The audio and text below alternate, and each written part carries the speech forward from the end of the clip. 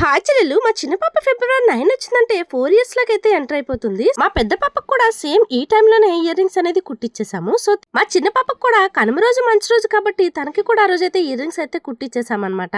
ఇద్దరు ఆడపిల్లలు ఉన్న తల్లిదండ్రులకైతే ఇది ఒక పెద్ద టాస్క్ అనే చెప్పాలి. ఎందుకు అంటే వాళ్ళు ఇయర్ రింగ్స్ కుట్టించుకోవడమేమో కానీ వాళ్ళని చూసేసరికి మనకైతే కళ్ళల్లో నీళ్ళైతే తిరిగేస్తాయి. మా చిన్న పాప అస్సలు తట్టుకోలేకపోయిందండి. చాలా అంటే చాలా ఏడ్చేసింది.